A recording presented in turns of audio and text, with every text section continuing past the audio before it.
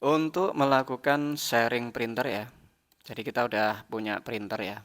Kita ketik aja di sini printer ya. Printer and faxes atau printer and scanner. Kita punya Epson ini, kemudian kita manage. Di printer properties kita masuk ke folder sharing ya.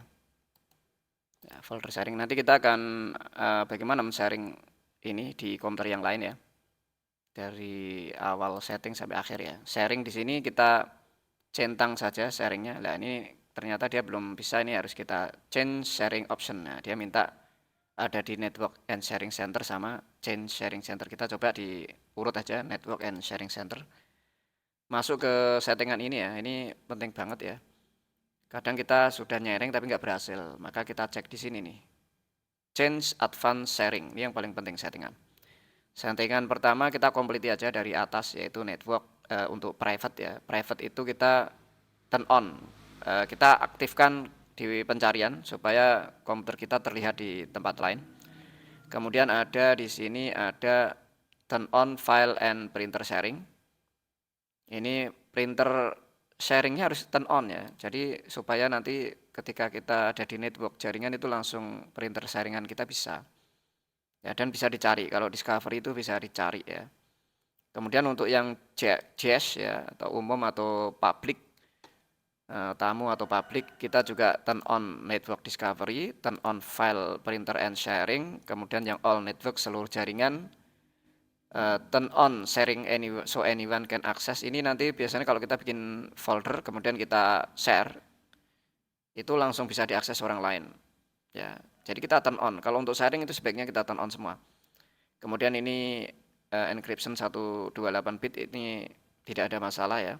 Kemudian yang paling penting ini ya, passwordnya di turn off ya. Kadang-kala kita nanti akan masuk password ke sini, ditanyain password, padahal di sini nggak ada password. Maka kita harus memasukkan username yang tepat, kemudian kita oke. Kalau enggak, kadang kita nggak bisa masuk ke folder sini ataupun dapat sharingan sini. Ini harus di turn off. Sehingga nanti ketika komputer lain untuk mau ngambil ke sini, dia nanti tidak akan ada proteksi password. Yang tidak ada passwordnya aja kita protect, apalagi yang ada passwordnya. Kecuali kalau kita sengaja kita password ya. Kalau kita sengaja password ya, komputer kita password, biasanya komputer ketika mau masuk ke sini dia akan minta passwordnya dulu. Tapi karena kita hafal passwordnya ya kita masukkan aja, pasti lolos. Kemudian jangan lupa disimpan. Nah, kalau settingan ini udah selesai, kita tutup, kembali ke sini lagi ya. Ini udah berhasil kita setting, kemudian change sharing option. Ya, di sini akan kita share. Share this printernya ke sharing namanya Epson L120 ya. Nama printernya ini. Kemudian kita oke ya. Nah, kalau kita nanti cek ya, komputer kita, nama komputer kita apa? Ya, komputer name kita apa? Kalau kita mau cari di sini komputer name, view PC name ya. Di sini komputer name kita itu namanya apa? Desktop ya, device name-nya itu desktop 91H7R. Lah ini nanti kalau dicari di komputer lain akan terlihat sebagai komputer desktop 91H7 ya. Kalau mau dikasih perubahan nama, rename this PC. Kita rubah namanya, kita ganti nama server printer. Gitu ya, server printer. Jadi nanti kita akan ngambil, biasanya minta restart ini ya. Server printer ya. Nah, minta restart kan. Nanti kita akan restart ya. Ya, ini restart aja dulu.